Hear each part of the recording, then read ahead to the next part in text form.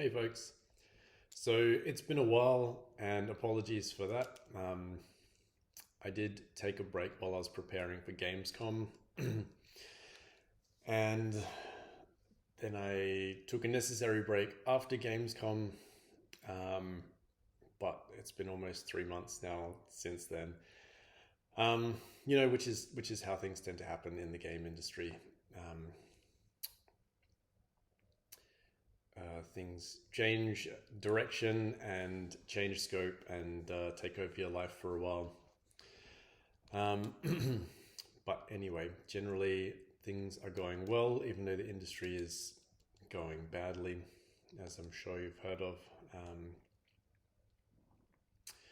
But in a time like this, it's good to be as small as I am, as small as Lamplight Forest is. Because when you're very small, shakeups like this really don't affect you very much.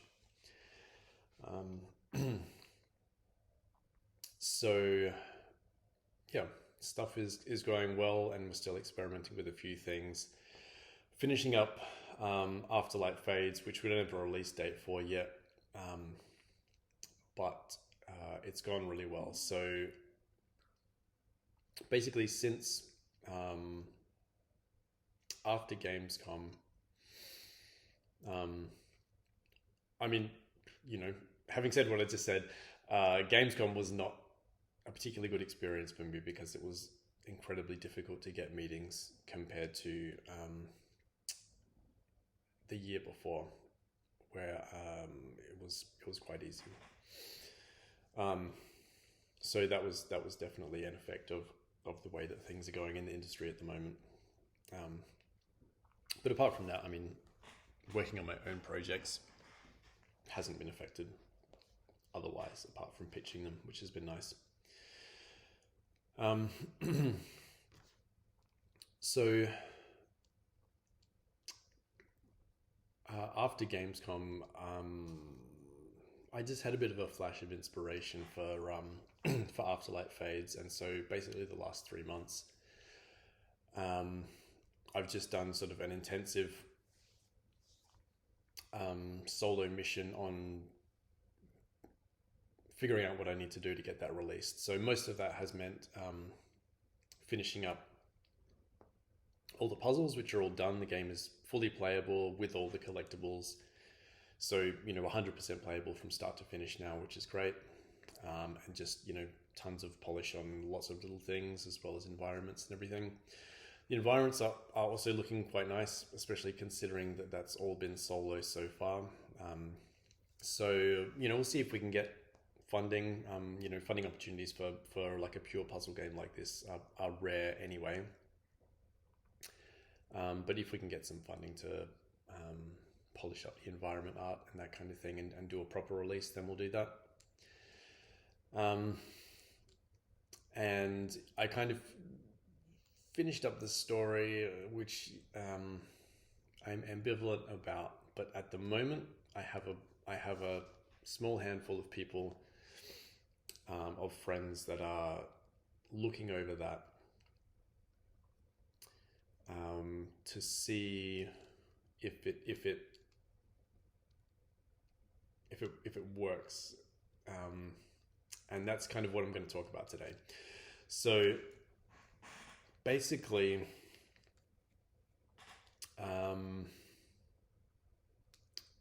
I've written a little blurb about that. I was going to say something else about Afterlife Fades. Anyway, the music is underway. That was the other thing that's kind of buzzing through my mind, is that that's what I was going to say, is that the release date is unknown because our composer Angus Barnacle is working out how the music is going to work. Angus is great, and he when you ask him to tackle something like this, he doesn't just go away and think about what kind of music he wants to write. He thinks about how it's going to be incorporated into the game. So and kind of the brief that I talked about with him was Some of these puzzles are really long, so sometimes players might be spending up to 30 minutes or more in a single level, and the placeholder music that I have at the moment suits that pretty well. Like it's not too noticeable, but it's also not bland. It just kind of like hangs there as an ambient undercurrent, so that you can be in a level for 30 minutes and you don't get sick of hearing the music. It just kind of, I would say washes over, but it kind of washes under your conscious awareness, which is great. So we kind of did that Angus kind of did that in Dune Shining anyway, where we had sort of the conscious composed music only comes in at the start and the end of levels, and then that kind of fades out to this like ambient undercurrent that is there while you're playing the levels. So actually each world has like a world theme, and then it has an ambient version of that world theme, and both of those play in parallel, and one just fades up, which in terms of interactive music is a incredibly simple way of doing things. A lot of games, especially AAA, will have much more complicated interactive music systems, but like I said, it's more about the ambient function that we need that to have, because these aren't games that ramp into stealth or ramp into action or anything like that. So the reason that that's also worth mentioning is because that ambient undercurrent is something that informed the way that I have decided to tackle the narrative for Afterlight Fades. And so that's what I want to talk about today, is both the narrative specifically for Afterlight Fades and a bigger idea of how narrative can work in games. So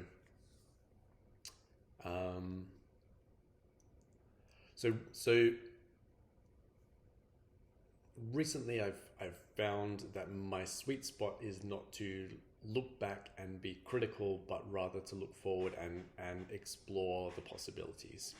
I definitely have a tendency to be, as much as I love games and I've played them all my life, and I've been making games for a long time now,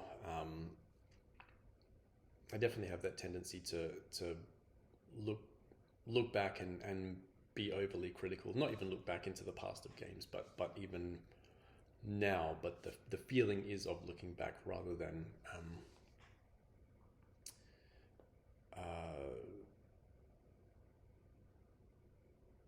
considering what can be done. Because I saw a quote somewhere recently that was something like, thinking is hard, and that's why so many people judge instead. Which is useful. I wouldn't necessarily use the word thinking. I would say really feeling into something equally, not just having an emotional reaction to it, but actually feeling into what a thing is.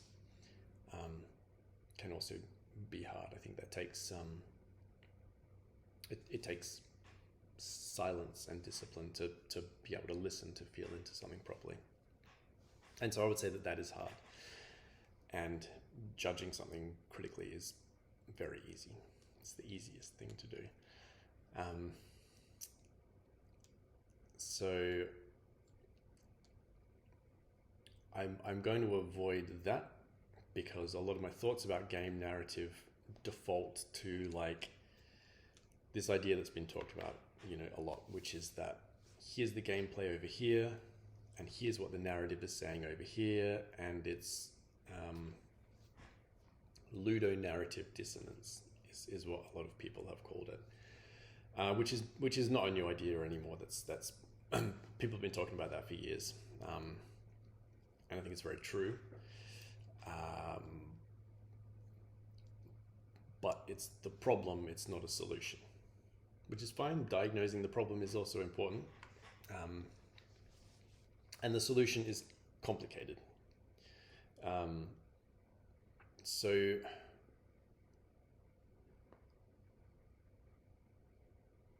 what I'm going to talk about, as I said, in relation to the music and what that triggered, is the idea of narrative as an ambient undercurrent. Because of that ludonarrative dissonance problem, where when you have gameplay and you have narrative like fighting for each other, the narrative is saying one thing and the gameplay is the player is executing something that is completely different, which can often just make the story look ridiculous. So the one looking back thing that I will do, the useful point of reference, is that, so this happened to me, and it's not a critique of this game. Again, it's just something that happens in so many games, basically every RPG at least. But this is just the experience that I happened to be having at the time when I really realized this, and it really stuck in my mind. And I might have talked about this on this channel already, but anyway, was when I was playing Dragon Age Inquisition, and there was something like around the war table, the people are, having a conversation in one of the cutscenes, and they're like, saying to your character, this is the thing that we need to do, but how are we possibly going to do this against impossible odds?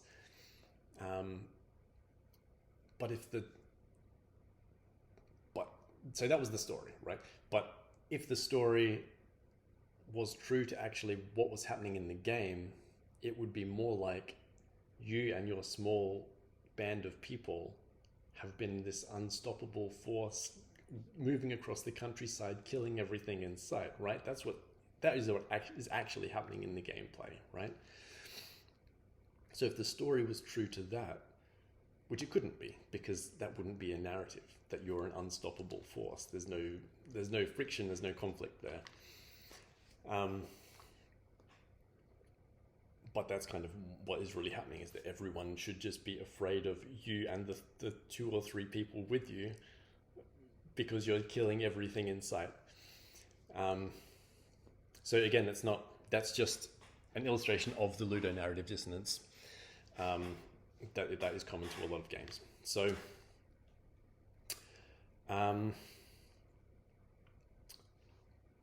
at this point, I will bridge back onto the ambient undercurrent kind of idea that I had, and I have a specific note for it, which I wrote while I was working on Afterlight Fades and on the story, and that is this. So I'm going to read it directly off of here where I wrote it. So I said, let narrative structure and mythological atmospheres be an ambient undercurrent to the real main story, which is the moment-to-moment choices that the player is making. So that is to say that what the player is doing is the actual story, and the narrative needs to not interfere with that. Now, this is going to be very different for different genres, right? Like, if what you're talking about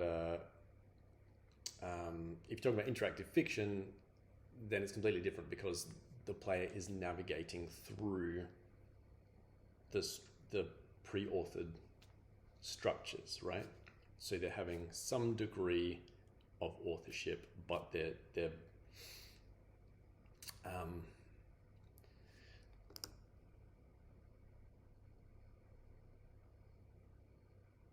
that doesn't override the story that's already there. And at the other far end of the spectrum, you've got something like Spelunky, which I think it has some kind of story, but I don't know what it is. I think you go to the moon or something like that at the end. I don't know. But for argument's sake, let's say that it doesn't have a story, but so many people are able to share their experiences as stories because of the depth and richness of the system, right? Because they can say this happened and then this happened and then this happened, and isn't it crazy that this happened because I did this, and et cetera, et cetera. So again, there are narrative elements in there, as in you can go to this specific place, or you can bypass this thing by doing this thing, and whatever. And those are common things that different players can share. But then there'll be, you know, specifics in this journey, like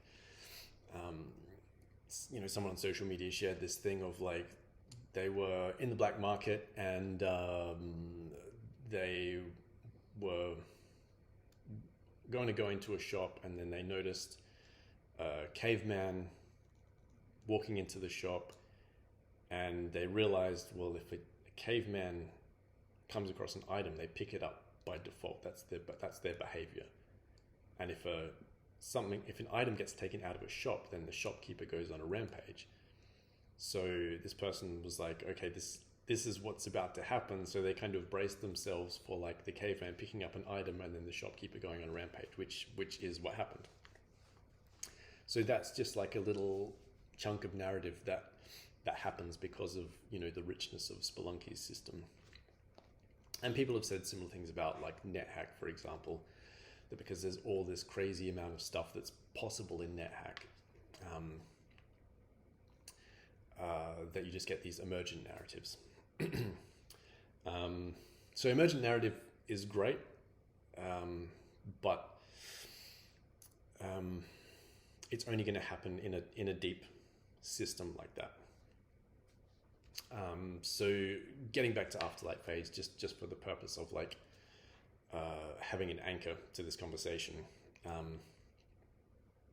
you know, Afterlight Fades is a Sokoban puzzle game. So it's grid based, and it has a relatively large rule set for a Sokoban game.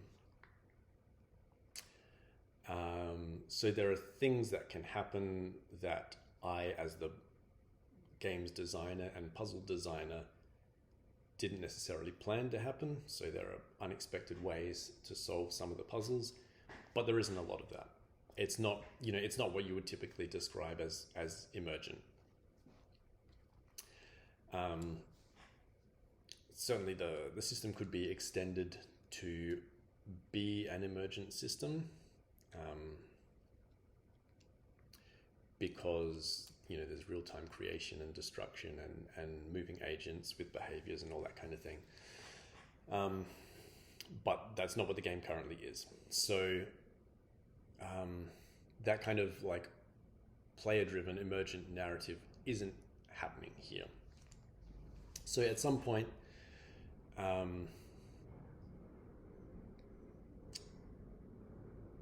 not that I ever intended it to for this game, by the way. So at some point when I was working on this game, I decided on a story. I decided I wanted it to have a story. And most things that I've made do either have a story or they get a story at some point. You know, Dream of the Starhaven, for example, it has a little narrative introduction, but the narrative isn't fleshed out in the game yet. But it's there. And another kind of touchstone for me was The Witness, which is one of my favorite games ever. It's as close as to what I would describe as a masterpiece. I don't know if I would describe any game quite as a masterpiece, but I mean that in a good way, in like that if you're going to say something like that, that should be a really high bar, right? Which I see as a good thing, not a bad thing. Like games are terrible and none of them are masterpieces yet. That's not what I mean at all. I just mean like it's if your bar for masterpiece is too low, then it loses its meaning, right?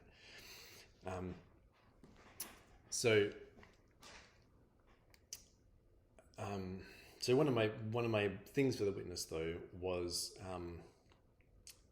and again I think I've talked about this in previous videos, but that Jonathan Blow tried to incorporate story. I think he hired one or more people at some point and had them writing a story for the game, and that eventually just didn't make it into the final game, obviously. And it just kind of has the audio logs and whatever.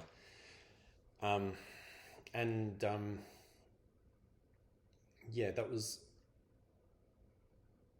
I understand why it ended up being that, but I also think that even if the story didn't quite cut it, it would have been worth having it in there as a... I don't want to say experiment. I'm trying to think of a better word than experiment, but it would have been worth having it in there. I'm also thinking it would be worth having it in there for other game developers to see, okay, that was this attempt which didn't quite work, but now we can pull apart why it didn't quite work and build on that, you know? Which is also not exactly what I'm trying to say, but you can kind of get the gist of it. It's like, but it's got to be that, but also for the fans as well as the other, you know, game developers or other creatives, you know, like,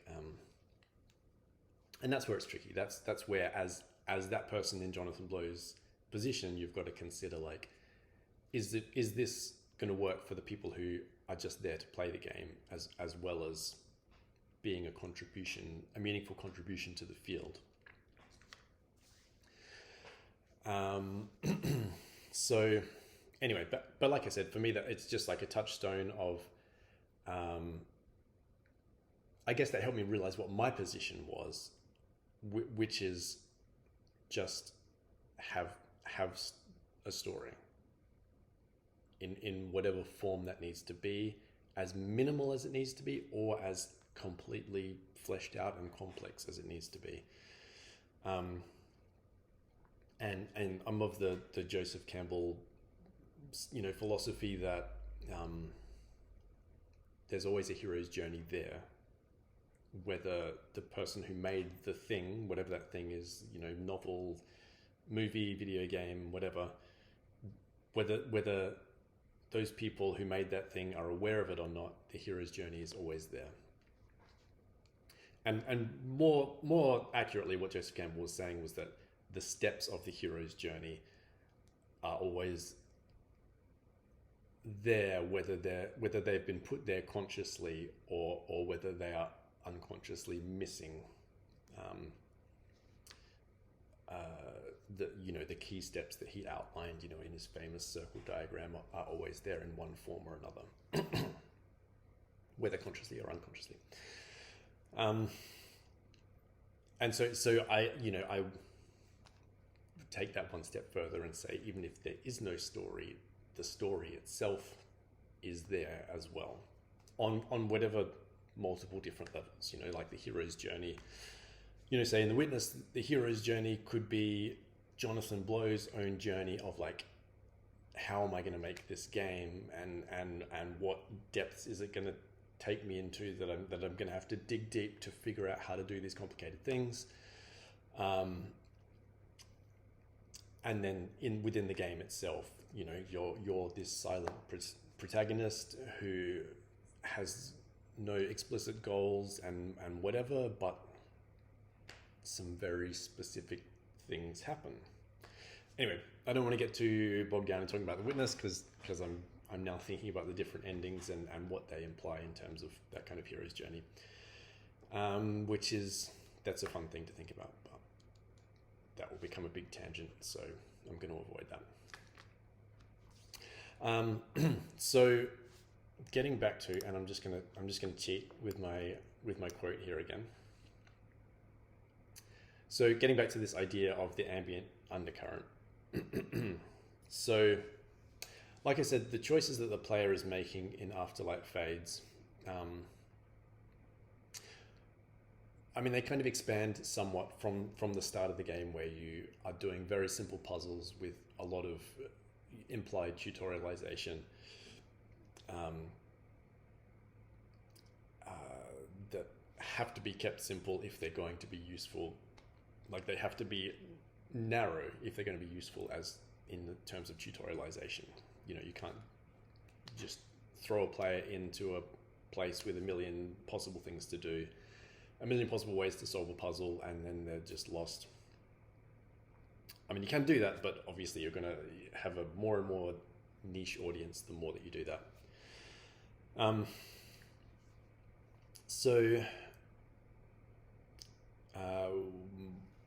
But what it does do is, as you get further into the game, you know, your options expand more and more. And so the player has more and more choices as they get further into the game. But like I said, it's not a NetHack kind of system, or even a Spelunky kind of system, where it's enough choice for emergent narrative to be happening. So ambient undercurrent is really, that's the key that I'm talking about here. So what does ambient undercurrent mean in terms of narrative? There are definitely ways that I could do this. So for example, if you look at, I haven't played the Stanley Parable, but I think this is, from what I've seen of it, I think this is how it works, or something, you know, like Thomas Was Alone. So those kind of games where the narrative is happening through a literal narrator as you're playing through the game. So the game never stops you and says, hey, now you've got to read this text. It just uses narration to keep things moving. And there's a million examples of games that do that, right? Those aren't the only ones by a long shot. But they're just two relatively well-known ones that come to mind. So I haven't done that because I'm not using voiceover, because this game has no budget. So I'm not going to pay someone to do voiceover. But also, for me, the puzzles in Afterlight Fades are difficult enough that if there's anything else like trying to grab your attention, like a narration voiceover, it's just going to be way too hard to focus on those two things at the same time. I mean, I'm the kind of person that I can't be solving a puzzle if I'm playing someone else's game. I can't be solving a puzzle and listening to a piece of music at the same time, unless it's very ambient music, because I can't do two things at once, basically. And I've heard that generally speaking, that's not the way that the human mind works, is that you can't really do two things at once. You can switch rapidly back and forth multiple things, but you can never actually truly multitask. So that could have been a different way to have narrative as an ambient undercurrent, in a way that sort of permeated more. And maybe you could sort of just pepper that in. Like, that's not necessarily a bad idea. And because the game has an overworld, and in the overworlds, for a start, you're never in the overworld for more than a few seconds at a time. Like, you're basically just choosing the next level to play. So there's no need to be in the overworld for more than, say, 20 seconds, apart from just to look around. And so there in the overworlds is where that kind of narration could help. But then you would end up just standing around in the overworld listening to the narration and not having much else to do. So there wouldn't be much point to that. But it's interesting to explore at this point, because I definitely didn't break down all these possibilities beforehand. So what I did do was just have journal pages that you flip through, which are in different scenes. So from the overworld, you can find a scroll, enter into a story scene. And these story scenes also happen between overworlds. So when you get to the end of the first world, it automatically plays the story scene, which is the introduction to the second world.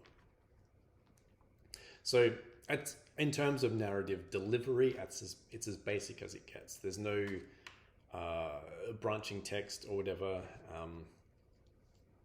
And again, my impulse is to be very critical about branching text.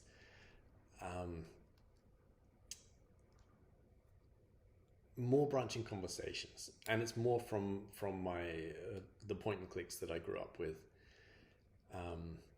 where there was just so much interesting stuff to do and interesting places to see and interesting objects to figure out what to do with.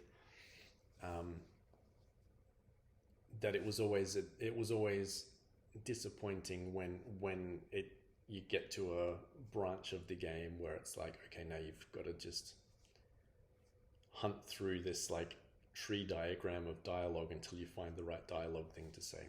All right, I said I wasn't going to be critical, so forget about that. But hypertext is an interesting one. Anyway, so what I have ended up with, what I ended up with is that, so what I've just described about Afterlight Fades, about the journal pages, is not exactly, well, it's definitely not an ambient way of delivering it, right? Like it's right full screen, the text is there on screen.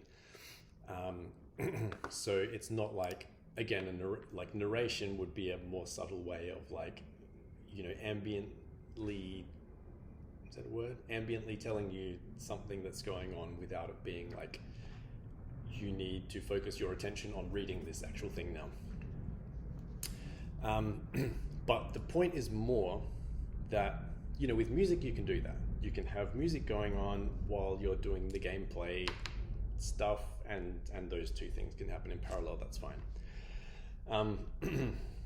But so my thought was, so this is where it gets into a specific idea of delivering narrative as an ambient undercurrent, which is that you start the game, it gives you the opening story vignette, right?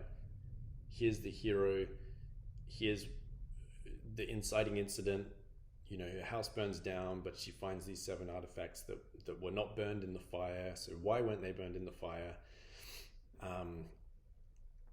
It's about dealing with grief. There's nothing left for me here, so I'm going to go on this journey. I'm going to take these artifacts with me because I don't know what they mean, but they're somehow connected to what I'm feeling now and what I'm going to be going through. So, and then it just is into gameplay. So story aside now, and then it's just into gameplay. And then you're playing the game for maybe, depending on how good you are at solving the puzzles, maybe a few hours before you even get the next bit of narrative. Like, not the next significant bit, like there is 0 other narrative for a few hours of gameplay until you get to the next bit of story. And that is basically the pattern. Probably the first one is the longest space of a couple hours, and then it might be like half an hour or an hour until the next. Actually, maybe it is a couple hours for each one. Anyway, so and so the gist is that maybe you remember that or maybe not, because there's no, you're not in the narrative river and its current is pulling you along. That's how I think about TV shows, especially because of the things that TV shows intentionally do to get you to watch the next episode, which again, I'm trying not to judge. Where I have that thing often of like, pulling back for a second and consciously going, okay, I'm really in the river of this TV show right now. Like I need to stop and cook some dinner, or I need to stop and go to bed, but its current is really pulling me along. So Afterlight Fades story doesn't do that. The story happens and then it kind of stops. But will you remember it anyway? But the interesting thing is that the themes of Afterlight Fades are a factor in this, right? Because it's about grief, because it's about specifically about letting things go, about here are your 7 artifacts. You're on a journey to get rid of them. Like these represent your burden that you are consciously letting go of. So by that token, if the player reads the opening story and goes, blah, blah, blah, blah, okay, yeah, I get the gist of it, starts playing the game, completely forgets what the story was, and maybe even doesn't care what the story was, and then gets to the next one and is like, gets to the next story beat and is like, oh, okay, now I remember, yeah, this is kind of what I'm doing, still not sure if I care, whatever. That's fine, I think, right? It's not great if it's because they hate the story and they're trying to pretend it doesn't exist, but if it's just that, okay, yeah, I'm reading it and then I'm forgetting about it because I'm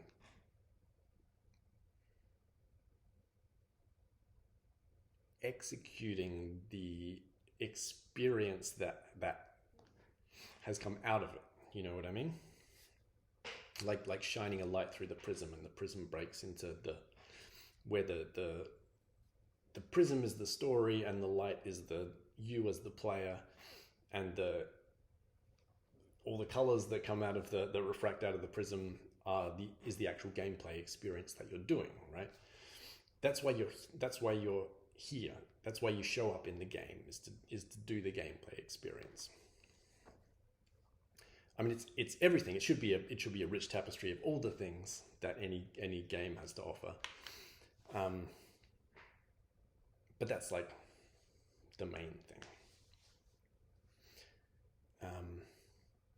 Well, actually, I don't have to say that. Like it is everything taken as a whole.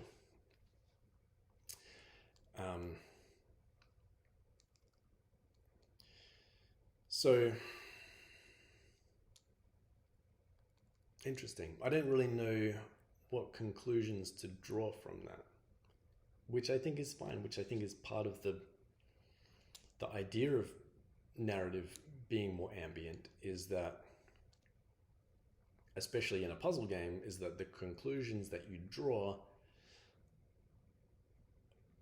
are, in a puzzle game like this, maybe not in like a Zachtronics puzzle game, which is more open-ended and about optimization or whatever, but in a puzzle game that has definite solutions, like when you've solved a puzzle and you leave it behind and move on to the next one, then that's the mechanism that is driving you forward. It's not a narrative mechanism that's driving you forward. I think that seems like a good conclusion, right? Is recognizing, like I was saying with the TV show, you feel the pull of that current, of being in the river of that show, because those narrative mechanisms are driving you forward. Whereas in a game, it's the gameplay mechanisms that are driving you forward. So I think that's a really good argument for exploring this idea of the ambient undercurrent, like narrative as an ambient undercurrent. Just like, as I said, Angus's music in June Shining, or maybe in this game, which he hasn't made the music yet, so I don't know what it's going to be, but that it will be an ambient undercurrent running in parallel. So it's just interesting to also have this idea of having it in hits, like where before the gameplay you get a hit of narrative, and then hopefully you get an injection of narrative, and then hopefully it's coursing through your bloodstream as you're playing the game, and then you get the next injection later on.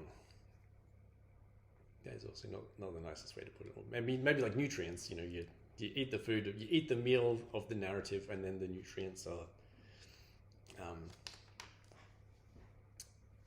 good, doing whatever they need to do and moving through your system.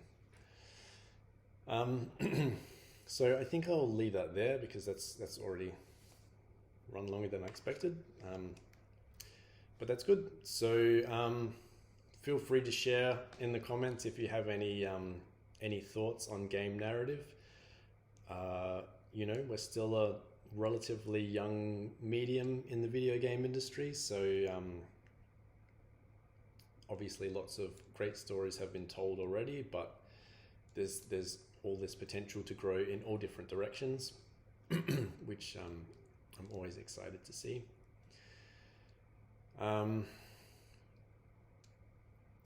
And yeah, and so if there's any games that you want to share about that you think have just spectacularly knocked out of the park this idea of tackling narrative in a way that doesn't end up in ludonarrative dissonance, but still has compelling gameplay in its own right, yeah, feel free to share. So thank you, and I'll catch you next time.